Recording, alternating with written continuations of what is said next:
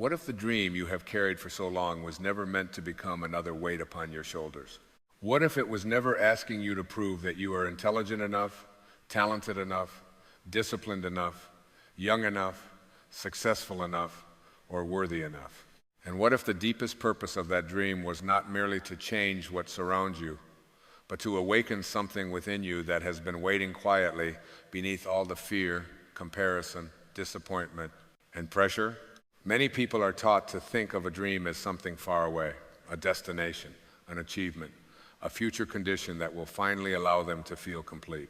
We tell ourselves that life will really begin when the opportunity arrives, when the relationship becomes right, when the money comes, when the recognition appears, when the business succeeds, when the book is written, when the body changes, when the family understands, when the world finally sees what we have been trying so hard to become. And because we place our peace in the future, the present begins to feel like a waiting room. We move through today as though it were merely preparation for something more important. We rush through ordinary mornings. We judge ourselves for not being farther ahead. We look at the lives of others and quietly measure our progress against theirs. We tell ourselves that we should have begun sooner, known better, worked harder, chosen differently, or become more courageous before now. Then something strange happens. The dream that once filled us with possibility begins to create anxiety. Instead of opening the heart, it tightens the body. Instead of inspiring us, it becomes another standard against which we judge ourselves. We start believing that the dream must happen in order to prove that our lives matter. But perhaps your dream was never supposed to carry that responsibility. Perhaps nothing outside you was ever meant to prove your worth. There is a very different way of approaching the things that call to you. You can move toward a dream because you believe you are incomplete without it, or you can move toward it because something alive within you wishes to express itself. From the outside, the actions may look almost identical. You may still wake early. You may still study, practice, create, risk, learn, fail, begin again, and devote years to something meaningful. But inwardly, everything is different. When your action comes from fear, every step carries tension. You need the result to validate the effort. You need the world to respond correctly. You need people to approve. You need the timing to match your expectations. You need evidence that you have not wasted your life. But when action comes from alignment, the dream becomes an expression rather than a rescue. You begin saying in your own quiet way, there is something within me that wants to be lived and I am willing to cooperate with it. That is a very different energy. The ego asks, what will I get? The deeper self asks, what am I here to give? The ego asks, will this make me important? The deeper self asks, is this true for me? The ego asks, how soon will I arrive? The deeper self asks, how fully can I be present while I walk? There is nothing wrong with wanting things. Desire is part of being human. You may want meaningful work. You may want financial freedom. You may want a loving relationship, a peaceful home, a creative life, better health, the opportunity to serve others, or the courage to finally do what has been calling you for years. Desire itself is not the problem. The suffering begins when desire becomes a condition for your worth. When you say, I must have this or I cannot be okay, you have placed your inner peace in the hands of something that has not yet happened. And because the future is uncertain, the mind becomes restless. It begins trying to control what cannot be controlled. This is one of the great patterns of the ego. The ego measures, it compares, it predicts, it defends, it keeps score. It looks at someone else's success and asks why you are not there yet. It looks at your mistakes and turns them into an identity. It looks at a closed door and calls it failure. It looks at uncertainty and imagines disaster. It takes temporary circumstances and turns them into permanent conclusions about who you are. A delay becomes, I am falling behind. A rejection becomes, I am not good enough. A mistake becomes, I always ruin everything.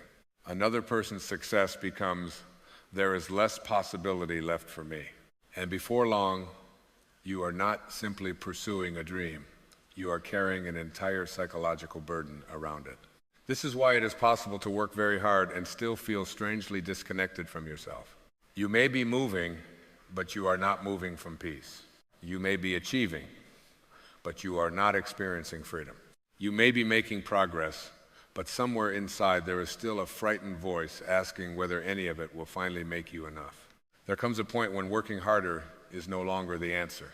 There comes a moment when life begins inviting you to examine the place from which your effort is coming. Are you moving because you love what you are creating, or because you are terrified of being ordinary? Are you building something meaningful, or are you hoping it will silence the old voice that says you are not worthy?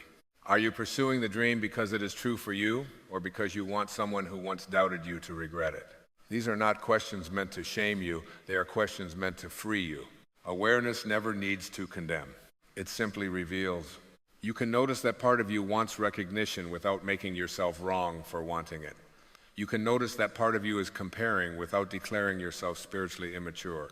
You can notice jealousy, resentment, fear, impatience, and insecurity without turning them into a new reason to attack yourself. The moment you can observe a thought, you have already created some space around it. Suppose a familiar thought appears, "It is too late for me." For years, perhaps, you believed that sentence immediately. It changed your posture, your mood, your choices, and your willingness to act. But now, you can meet it differently. You can notice there is the thought that it is too late. That small shift matters. You are no longer completely inside the thought. You are aware of it. It is like sitting beside a river and watching leaves move across the surface. You do not need to dive into the water every time a leaf passes. You do not need to follow it downstream. You can allow it to appear and disappear. Fear can appear this way. Comparison can appear. Regret can appear. The old need for approval can appear. And beneath all these changing thoughts, there remains something in you that is aware. That awareness is quiet. It does not need to compete. It does not demand attention, but it has been present through every chapter of your life. Think about the child you once were, the teenager you became, the younger adult who made choices you now understand differently. Your body changed, your beliefs changed, your relationships changed, your hopes changed, your fears changed. Yet something within you was present through all of those changes. You could call it awareness. You could call it spirit. You could call it consciousness. You could call it the part of you that remains connected to the source from which life comes. The name matters less than the experience. You have probably touched this place many times without realizing it. Perhaps it happened very early in the morning before the world began asking anything of you. Maybe you were sitting beside a window while the sky slowly became brighter. For a few seconds, you were not thinking about yesterday, tomorrow, your responsibilities, or what anyone thought of you. You were simply there. Perhaps it happened while walking near water, listening to rain, sitting beneath trees, holding someone you love, watching a sunset, or hearing a piece of music that suddenly made everything inside you become still. Nothing outside you had been solved. Your dream had not necessarily happened. Your problems had not disappeared. And yet, for one moment, you felt complete. Do not dismiss those moments. They are showing you something essential. Peace is not always the reward that arrives after life becomes perfect. Sometimes peace appears when you stop arguing with the moment you are in. This does not mean you stop growing. It does not mean you become passive. It does not mean you stop working for your dreams. It means you stop using your dreams as evidence that the present version of you is inadequate. A seed does not hate itself because it has not yet become a tree. It contains possibility without self-rejection. It receives darkness, moisture, warmth, and time. It responds to an intelligence larger than its own conscious control. It does not demand to see the entire process before beginning. It simply participates in what it is becoming. Perhaps there is something in that image for you. You can move toward a new season without despising the season you are in. You can want to grow without rejecting who you are today. You can begin again without declaring your past a failure. And this becomes especially important when you look backward. The past can become one of the ego's favorite places to live. It tells you that you should have started earlier. You should have left sooner. You should have spoken when you remained silent. You should have remained silent when you spoke from anger. You should have trusted yourself. You should have known what you did not yet know. The mind can spend years rewriting old chapters as though suffering in the present might somehow repair them. But consider something gently. The person you were then did not have the awareness you have now. You were seeing life through the beliefs, fears, conditioning, information, emotional capacity, and experiences available to you at that time. You may have been trying to stay loved. You may have been trying not to be abandoned. You may have been repeating patterns you had never learned to question. You may have remained in a situation because the unknown frightened you more than the familiar pain. You may have abandoned something important because you were not yet ready to trust yourself. This understanding does not erase responsibility. It transforms responsibility into wisdom rather than punishment. There is a great difference between saying, I made a choice I would not make today, and saying, I am permanently defined by the choice I made. One allows growth. The other creates imprisonment. Forgiveness begins when you stop demanding that your former self should have possessed your present consciousness. You can look backward and say, I understand more now. And then allow understanding to change the way you live today. This matters deeply because no meaningful dream can grow peacefully in the soil of constant self-rejection. You cannot wake every morning telling yourself that you are behind and then wonder why you feel exhausted. You cannot compare your private journey with someone else's public season and still expect to hear the quiet direction of your own life. A tree does not look across the forest and ask why another tree has more branches. It responds to the light available where it stands. So perhaps the question is not, why am I not there yet? Perhaps the better question is, what light is available to me now? Maybe the light available now is one honest conversation. Maybe it is one page written. Maybe it is one application sent. Maybe it is learning one new skill. Maybe it is resting because your body and mind have been living in survival for too long. Maybe it is walking away from something you have been trying desperately to force. Maybe it is saying no without explaining yourself for 20 minutes. Maybe it is asking for help. Maybe it is beginning again. And sometimes the most courageous thing is admitting that the dream itself has changed. There are dreams that come from the deepest part of you, and there are dreams constructed by the ego. A dream of the ego often sounds like this: when I achieve this, they will finally respect me. When I become successful enough, no one will ever be able to make me feel small again. When I have enough money, attention, beauty, status, followers, influence, or admiration, I will finally feel secure. There is tremendous suffering hidden inside these dreams because they are built upon an old wound. You are not really trying to create something. You are trying to correct the past. You are trying to make someone who rejected you recognize your value. You are trying to prove something to people who may not even be watching. And even if you succeed, the wound usually remains because no amount of applause can permanently heal a belief about yourself that you continue carrying within. This is why some people achieve nearly everything they once imagined and still feel empty. The ego told them when you arrive, you will finally rest. But arrival creates another level to protect. Now you must remain successful. Now you must outperform yourself. Now you must prove that the first success was not an accident. Now you must make sure no one passes you. The finish line moves again. The ego survives by making peace conditional. But the deeper self has no interest in that game. The deeper self knows that you cannot become worthy because worthiness is not something acquired. Your task is not to manufacture your value. Your task is to stop covering it with beliefs that tell you it must be earned. This is why sometimes the real work behind your dream has very little to do with working harder. The deeper work is releasing what keeps interfering with your ability to hear yourself. The resentment you keep rehearsing. The comparison you keep feeding. The old identity built around who hurt you. The need to please everyone. The fear of disappointing people who are not living your life. The demand that you know exactly where the road is going before you are willing to take one step. The belief that everything must happen according to your schedule. When these things begin to loosen, action becomes simpler. Not necessarily easier, but cleaner. You still work. You still prepare. You still show up. You still take responsibility. But now your action is less contaminated by the desperate need to prove yourself. And this is where intention becomes powerful. Intention is very different from tension. Tension says, I must make this happen. Intention says, I am available for this. Tension grips. Intention directs. Tension tries to control the universe. Intention brings your thoughts, actions, values, and energy into alignment with what you wish to express. You can hold an intention to create meaningful work without demanding that everyone recognize it.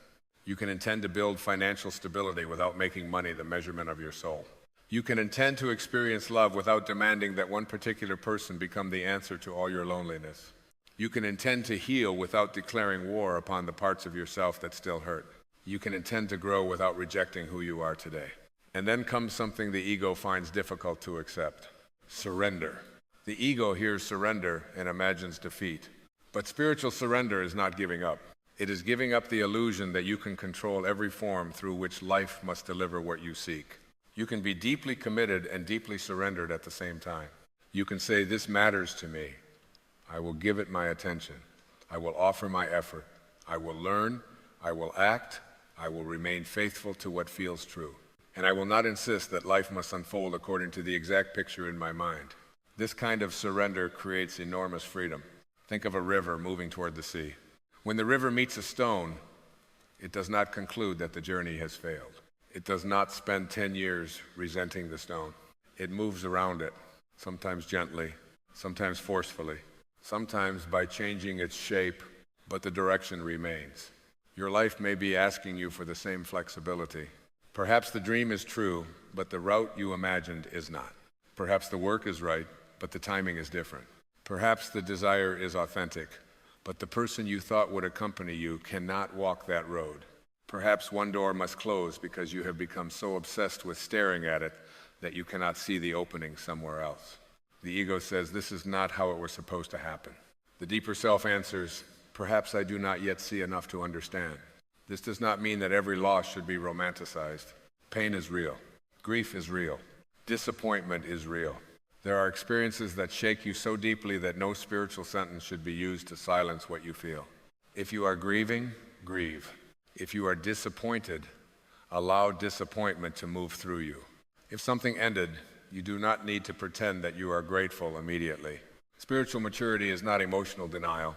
It is the willingness to feel what is true without building your permanent identity around the feeling. A winter tree does not pretend it is spring. Its branches are bare. The landscape is quiet. Growth appears absent, yet life has not abandoned the tree. There are seasons when energy moves inward.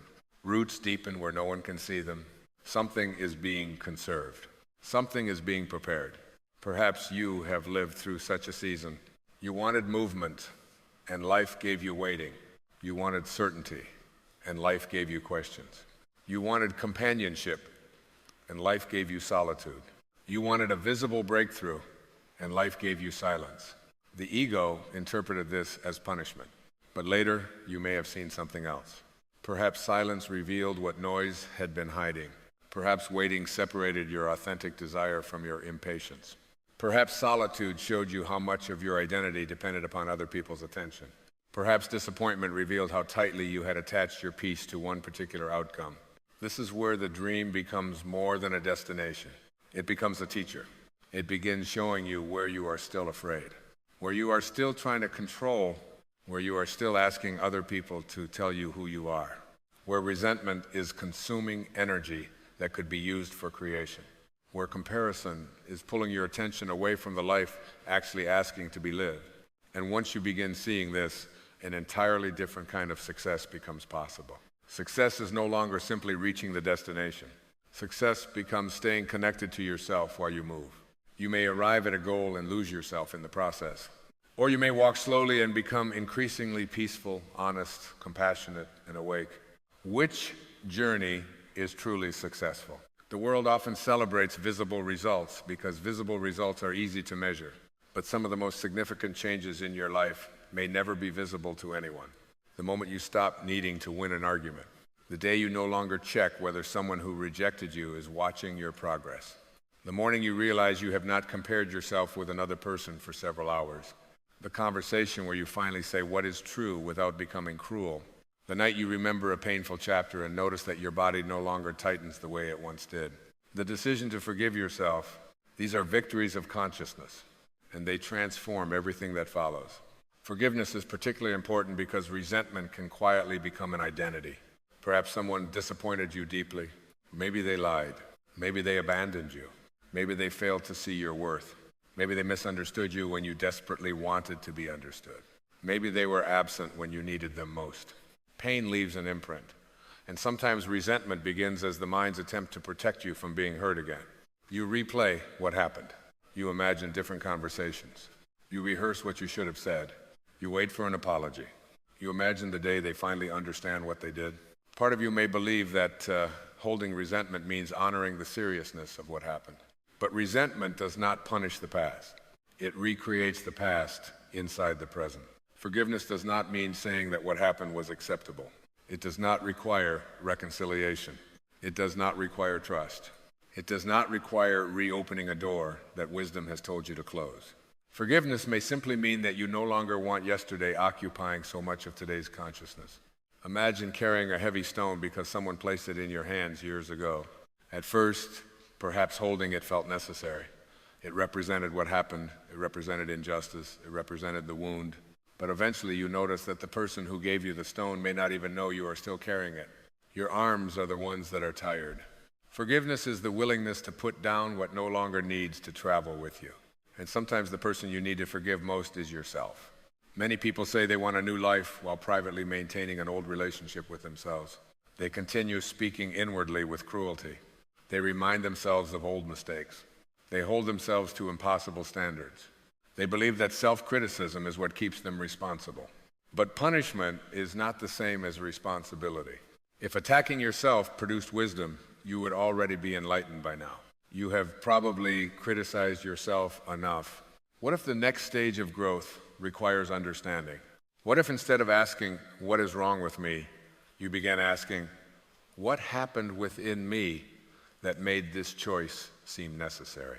Perhaps you stayed because you were afraid to be alone. Perhaps you remained silent because you learned long ago that honesty threatened connection. Perhaps you became a people pleaser because reading everyone else's emotions once helped you feel safe. Perhaps you abandoned your own needs because you believed love had to be earned through usefulness. These patterns were not necessarily evidence that something was wrong with you. They may have been adaptations. They may have helped you survive one season, but a strategy that once protected you can later become a prison. Awareness allows you to recognize this without hatred.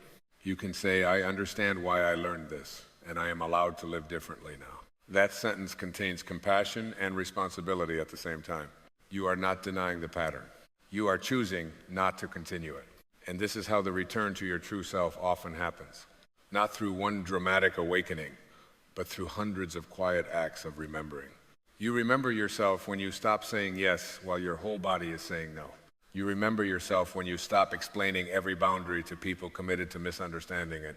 You remember yourself when you choose not to retaliate. You remember yourself when you allow another person's opinion to remain their opinion.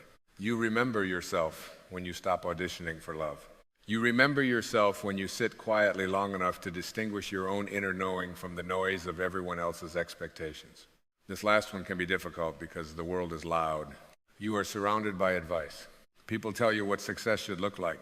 They tell you when you should marry, how much you should earn, how quickly you should progress, what age is too late, what lifestyle is impressive, what dream is realistic, what failure means, what achievement should make you happy. If you listen long enough, you can begin living a life designed by people who do not have to wake up inside it. Then one day you become quiet enough to ask, do I actually want the life I am trying so hard to create?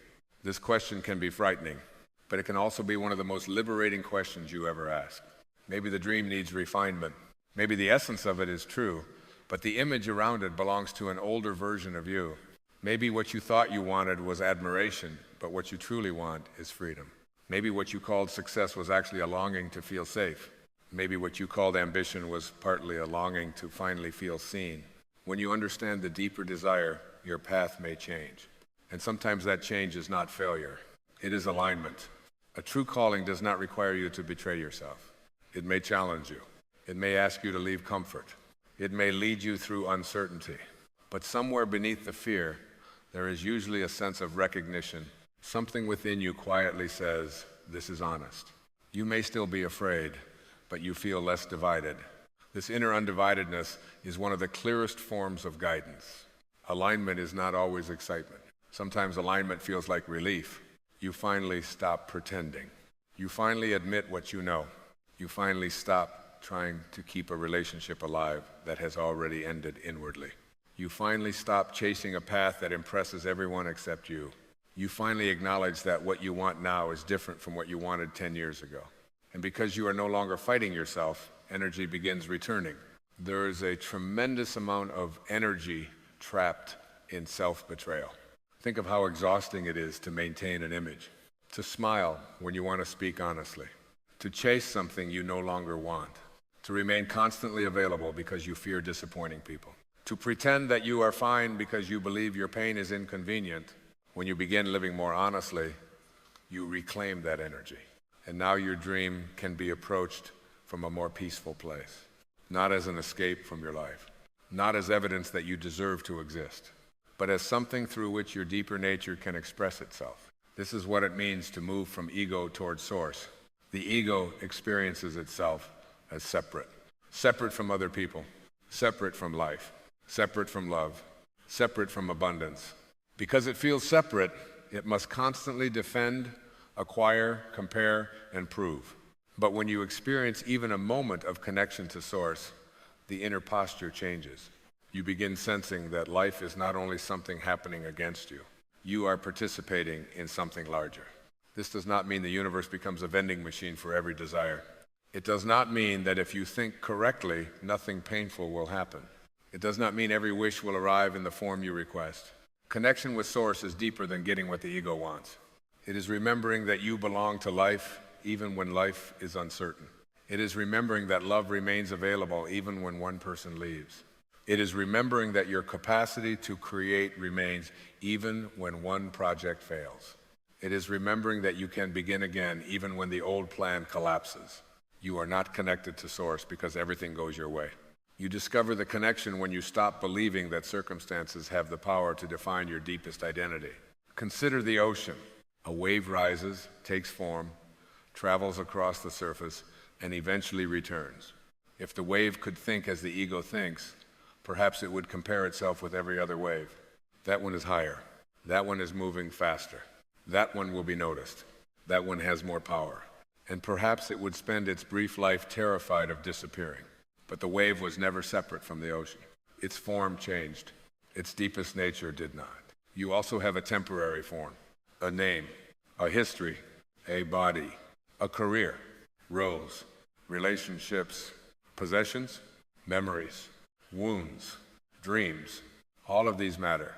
They form the human experience you are living. But perhaps they are not the whole of what you are. Beneath them is the awareness capable of witnessing all of them. The part of you capable of choosing love. The part capable of forgiving. The part capable of creating. The part that can sit in silence and recognize beauty. The part that knows peace when it experiences it, because peace is not completely foreign to its nature. When you begin living from this awareness, your dream changes again. It is no longer about constructing an impressive identity.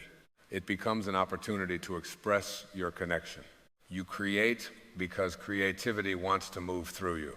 You serve because service feels true. You build because there is something meaningful you want to contribute. You speak because you have something honest to say. You love because love is what you want to bring into the room, not simply what you want to receive. This is a profound transformation of intention. Instead of entering every situation asking, what can I get from this? You begin asking, what quality can I bring to this? Perhaps today you bring patience. Perhaps you bring courage. Perhaps you bring kindness. Perhaps clarity. Perhaps humor. Perhaps peace. You may notice that this approach makes ordinary life feel different. A difficult conversation becomes an opportunity to practice honesty without aggression. A delay becomes an opportunity to practice patience without passivity. A disappointment becomes an opportunity to feel deeply without collapsing into identity. Success becomes an opportunity to practice gratitude without superiority. Failure becomes information rather than condemnation. The circumstances may not immediately change, but your relationship with them does. And your relationship with life determines far more of your experience than the ego would like to admit. This is particularly true when things do not go according to plan. You can prepare carefully and still encounter an unexpected obstacle. You can love sincerely and still lose someone. You can act with integrity and still be misunderstood. You can devote years to a dream and discover that the door does not open. No spiritual teaching removes uncertainty from human life. But awareness can remove some of the unnecessary suffering created by demanding certainty. The ego wants guarantees. It wants an agreement with life. If I do everything correctly, you must give me the result I want. But life has never signed that agreement. So perhaps there is another way. You do what is yours to do, and you release what is not yours to control. You prepare, you act. You tell the truth, you learn. You correct your mistakes, you become more skillful. You show up, and then you allow life to respond. This is not weakness. It requires strength to release what you cannot control. Control often feels strong because it is tense. But tension and strength are not the same. A person who must control every outcome is often deeply afraid. The mind believes, if I let go, everything will fall apart. Yet, some of the most beautiful turning points in life arrive only after you loosen your grip. Perhaps you once tried desperately to keep a relationship that was teaching you how to abandon yourself. Perhaps you tried to force an opportunity that never felt right. Perhaps you spent months trying to get someone to understand you and finally discovered that peace began when you stopped needing their understanding. As long as your hands are clenched around one form, they cannot receive another. This is why surrender and intention belong together. Set the intention. Move toward it. Give yourself fully, but keep the heart open. You may be guided somewhere you did not plan, and this guidance is often quiet. It rarely screams over the noise of fear. You may sense it during stillness. You may notice that after months of mental debate, a simple answer keeps returning. You may feel expansion around one choice and contraction around another. You may recognize that something looks impressive but feels dead inside. You may notice that another path appears uncertain, yet strangely alive. You do not need to turn every feeling into a mystical sign, but you can become more willing to listen. Stillness helps, not as another achievement, not as something you have to become perfect at. Stillness simply creates room. A few minutes before reaching for your phone, a walk without constant stimulation, sitting quietly after a difficult day, watching the breath without trying to manufacture a special state. In those spaces, the mental noise begins settling. And underneath it, you may notice what has been trying to speak quietly for a very long time. Sometimes the answer is not do more. Sometimes it is stop forcing. Sometimes it is rest. Sometimes it is tell the truth. Sometimes it is forgive.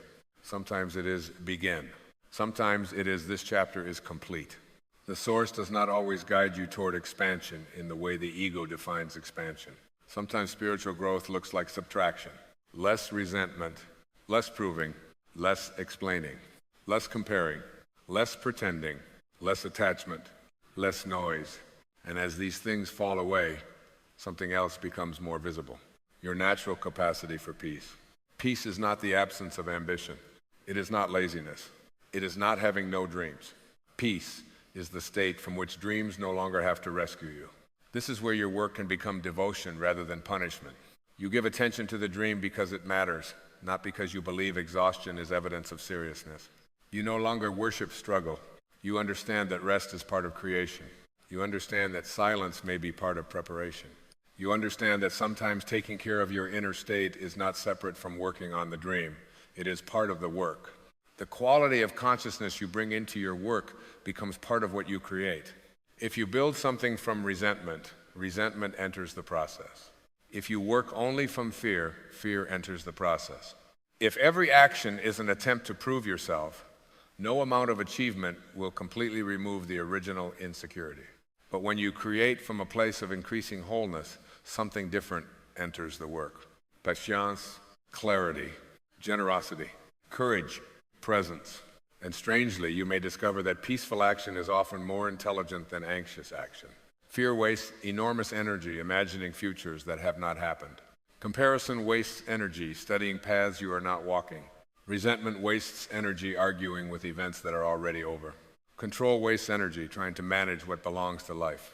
When you release even some of these habits, attention returns. And attention is one of your greatest creative powers. Where your attention goes, your life begins to follow. This is why it matters what you feed every day. If you constantly feed the belief that you are behind, you begin experiencing your entire life through deficiency.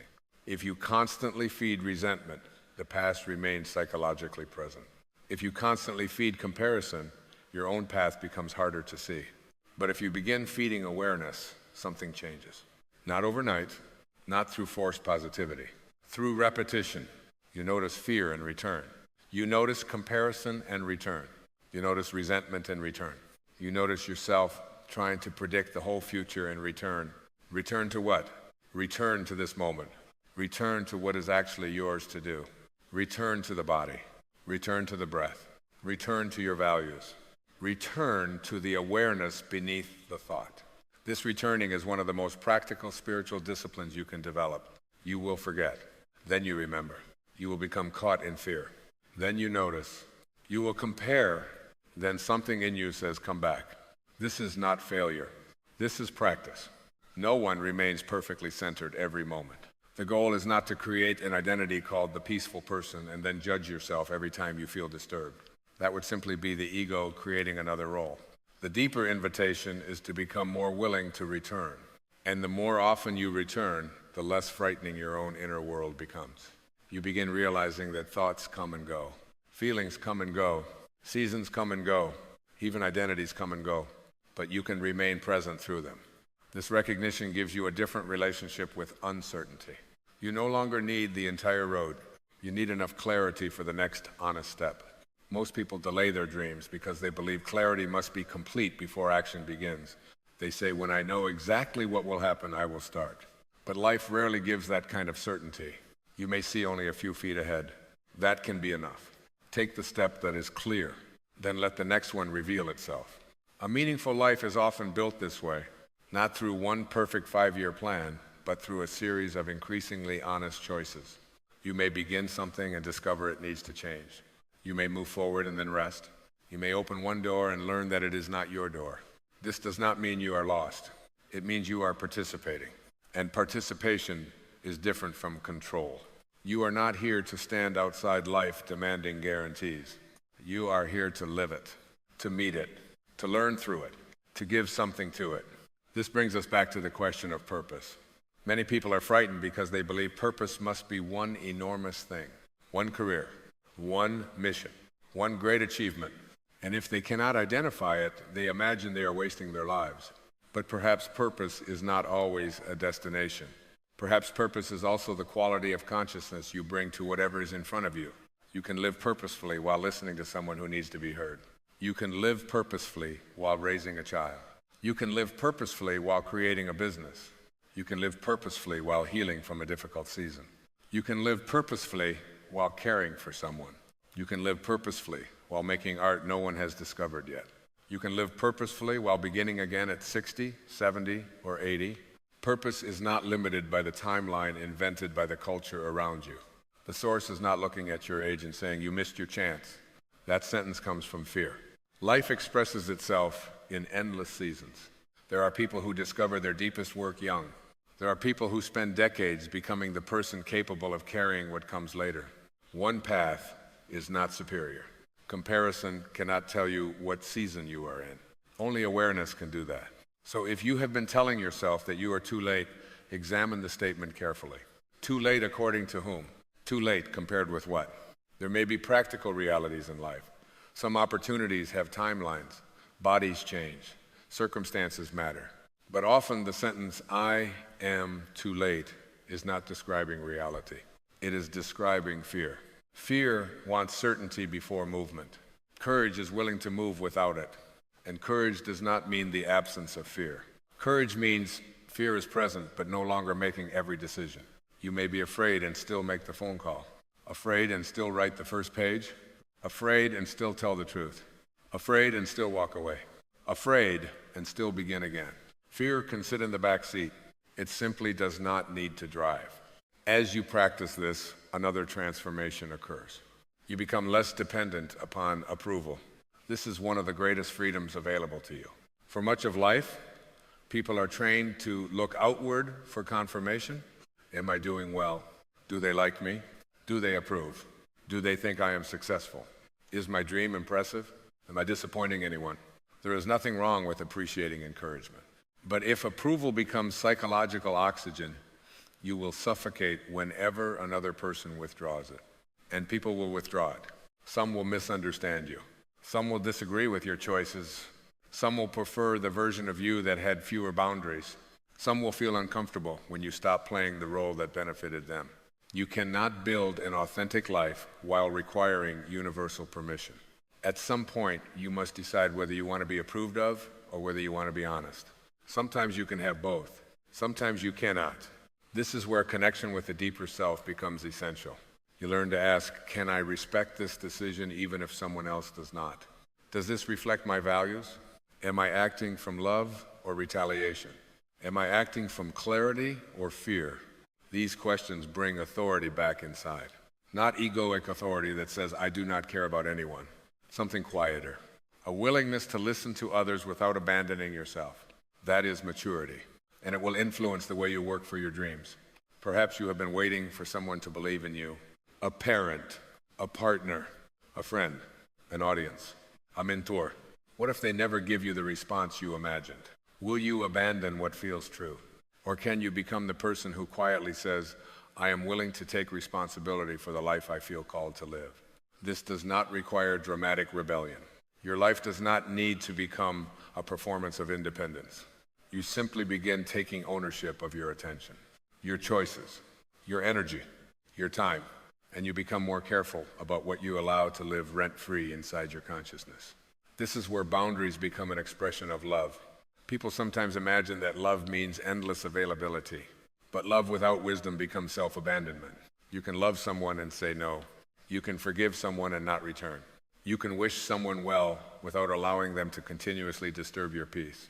You can understand another person's pain without accepting harmful behavior. Love is not weakness. When love comes from source rather than fear, it becomes clear. It does not need to attack, but it does not need to surrender truth either. And when you begin treating yourself with this kind of love, your inner voice changes. You stop speaking to yourself in ways you would never speak to someone you care about. You stop treating every mistake as evidence that you cannot be trusted. You begin asking what can be learned. You begin allowing rest without turning it into guilt. You begin appreciating effort even before the outcome appears. You begin understanding that the journey itself is shaping you. This is important because the dream may take time. And if you postpone all joy until arrival, you may sacrifice years of your life to a destination that was never capable of giving you what you refused to practice along the way. Practice peace now. Practice gratitude now. Practice love now. Practice enoughness now. Not because this guarantees that the dream will happen, but because your life is happening now. One of the great illusions of ambition is the idea that this moment is merely a bridge toward the real life. But the bridge is also your life. The morning when you are uncertain is your life.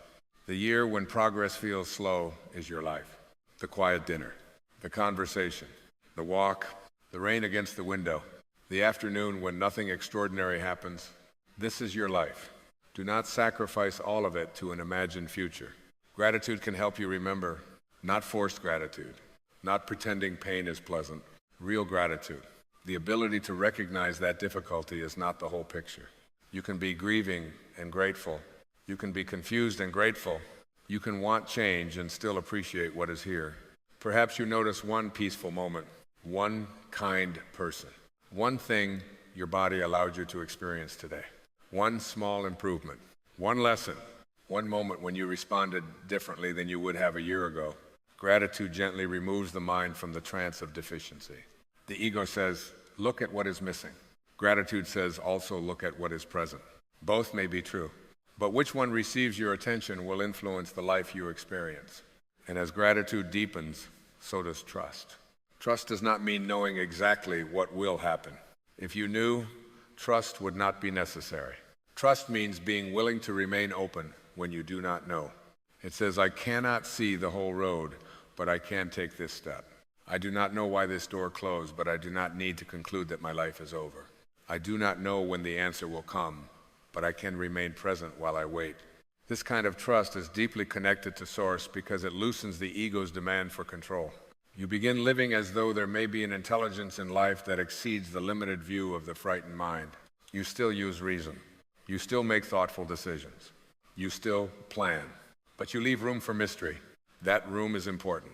Some of the most meaningful experiences of your life were probably not part of your original plan. A person you met unexpectedly, a path you discovered through failure, a strength you found because something difficult happened, a direction that appeared only after another direction disappeared. The mind wants to know the whole story while standing in the middle of the chapter.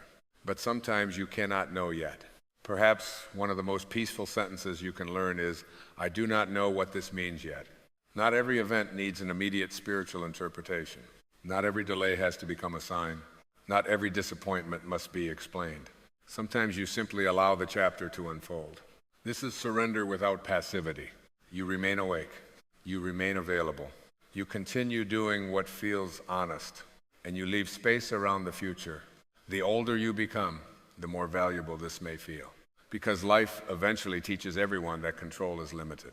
Bodies change, people change, relationships change, plans change, the world changes. You can spend your life fighting change, or you can learn how to remain connected to something deeper while forms change around you.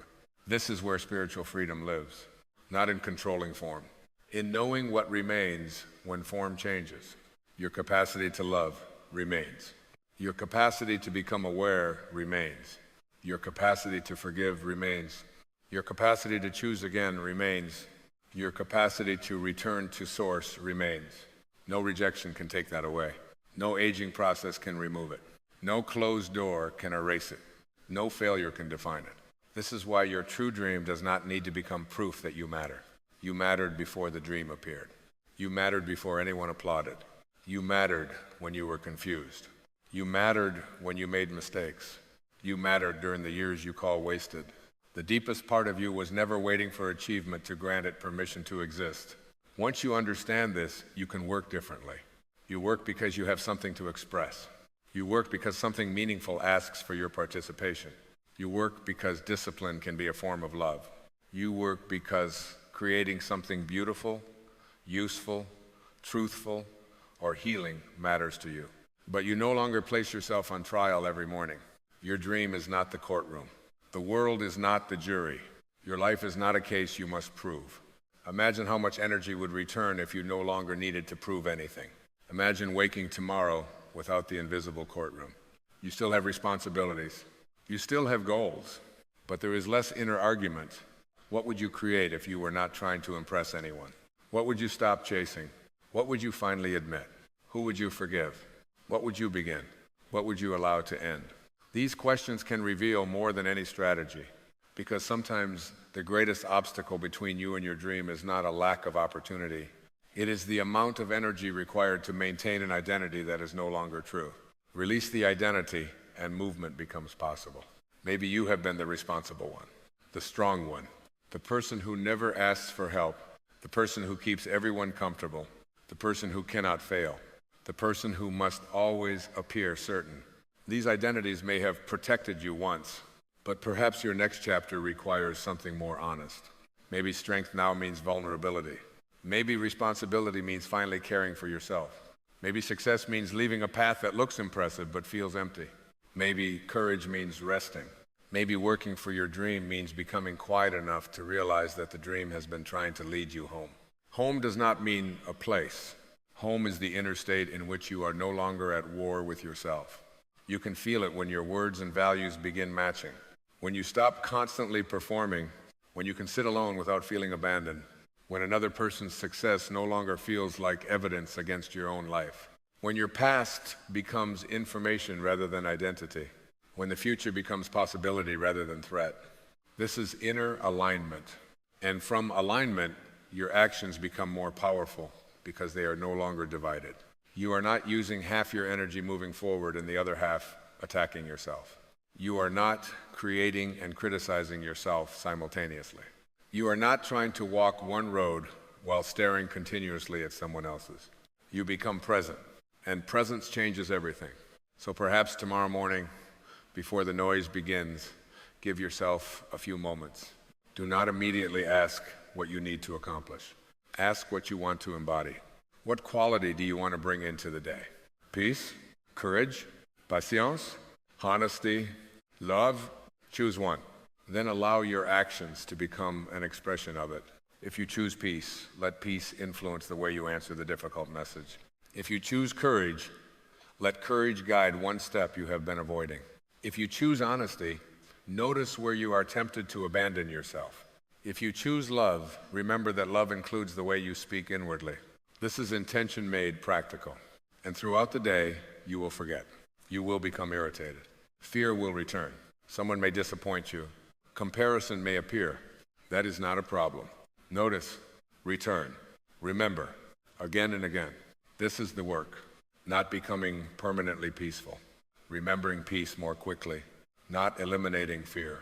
Recognizing that fear does not have to lead, not becoming incapable of resentment. Becoming increasingly unwilling to make resentment your home. not knowing every answer. Learning to trust yourself in the presence of unanswered questions. And if a door closes, feel what you feel, then remain open. If someone leaves, honor the grief. Then ask what is still alive within you. If your dream takes longer than expected, continue listening. If your dream changes, allow the change. If you discover that you were chasing approval rather than truth, forgive yourself and choose again. There is no spiritual award for remaining loyal to a version of yourself that is no longer alive. You are allowed to evolve. The dream is allowed to evolve. Your definition of success is allowed to evolve. Perhaps one day you will look back and realize that the dream you thought you were pursuing was actually pursuing you. It kept returning because it wanted your attention, not necessarily because you were guaranteed a particular external outcome, but because engaging with it required you to become more honest, more courageous, more patient, more aware. It exposed your attachment. It showed you your comparison. It revealed your fear of judgment. It introduced you to your need for control. And every time you faced one of these things consciously, you came a little closer to yourself. Then perhaps the dream fulfilled its deepest purpose long before the final achievement appeared. It awakened you. This is why you do not need to wait until the finish line to honor the journey. You are already becoming. You are already learning. You are already releasing. You are already remembering. Perhaps there is still work to do. Of course there is. But you do not need to approach that work from hatred. You do not have to become worthy of the dream. You can allow the dream to become an expression of the worth that was already there. Let that distinction settle inside you. You are not working in order to become enough. You are working from enoughness. You are not loving in order to earn love. You are allowing love to move through you. You are not creating in order to prove your existence. You are creating because you exist. You are not moving forward because the present version of you is unacceptable. You are moving because life is movement and something within you wants to unfold. This is a much gentler way to live, and gentleness is not weakness. A river can be gentle and carved through stone. A seed can be silent and become a forest. The sun does not shout at the earth to make morning happen. Some of the most powerful forces in life do not need aggression. Perhaps you do not either. You can become disciplined without cruelty, ambitious without desperation, focused without obsession, committed without attachment, strong without hardness, spiritual without escaping your humanity. This balance is what makes the dream sustainable, because you are no longer burning yourself as fuel. You are learning to cooperate with life. There will be days when cooperation means action. There will be days when it means waiting. There will be days when you take 10 steps. There will be days when your most honest accomplishment is simply not abandoning yourself. Honor both. The ego only celebrates visible movement. Source may be working in silence, and when you forget this, nature can remind you. Look at how much of life happens invisibly. Roots, seeds, gestation, healing, the slow return of light after winter. Not everything important needs to be seen immediately. The same may be true of your life. Something could be taking shape beneath the surface. Your task is not to force it into visibility before it's time. Your task is to remain present enough to cooperate. Do the work that is yours. Release what is not. And when fear asks for a guarantee, give it compassion rather than obedience. Say, I know you are trying to protect me, but I do not need to know everything in order to take the next honest step. When comparison says you are behind, remember that someone else's timing is not evidence about yours. When resentment invites you back into yesterday, ask whether carrying it is helping you become who you wish to be. When the ego demands recognition, return to contribution. When uncertainty becomes loud, become still. And when the dream begins to feel heavy again, ask whether you have accidentally turned it into proof. Put down the proof. Keep the dream. Let it become lighter. Let it become a conversation between your deepest values and the life you are living. Let it become a direction rather than a verdict. Let it become service rather than self-punishment. Let it bring you closer to love rather than farther from yourself. Perhaps tonight, when the day becomes quieter, you can sit for a moment without trying to solve anything. Place your attention on the breath. Feel that you are here, not 10 years ago, not in the future where everything has finally worked out. Here, then ask yourself one question. If I no longer needed to prove anything, how would I live? Do not rush to answer. The mind may immediately offer plans and explanations. Allow them to pass. Listen beneath them. Perhaps the answer arrives as a word. Perhaps it is simply a feeling of relief. Perhaps you recognize something you have known for years but have been afraid to admit. Maybe you need to begin. Maybe you need to stop. Maybe you need to forgive. Maybe you need to rest. Maybe you need to speak. Maybe you need to trust the dream again, but this time without asking it to save you. Whatever appears, let it be enough for tonight. You do not need the entire map. You need the next step that allows you to remain connected to yourself. And when tomorrow comes, take that step. Not because you are behind, not because someone else is ahead, not because your worth depends upon the result. Take it because it is true. Then release the rest. This is how you work for your dreams without becoming a servant to them. You bring intention, you bring effort, you bring discipline, you bring courage, but you also bring surrender. You leave room for life. You leave room for grace. You leave room for the possibility that the source may lead you somewhere wiser than the destination imagined by fear. And perhaps one day, after all the striving becomes quieter, you will see that the dream and the peace you were seeking were never opposing paths. They were both pointing toward the same place. Not outward, inward, back through the layers of fear, back through comparison, back through resentment, back through the identity that believed love had to be earned, back through every effort to become acceptable, until finally you recognize what has been waiting beneath all of it. Presence, love, awareness, the quiet connection to something greater, home. So work for your dreams, but do not punish yourself for them. Move toward what calls you, but do not abandon the present while you move. Give your best effort, but do not attach your soul to the outcome. Learn from the past, but do not live there. Listen to others, but do not give away your inner authority. Love deeply. Forgive when you are ready. Rest when rest is needed. Begin again when something within you says yes.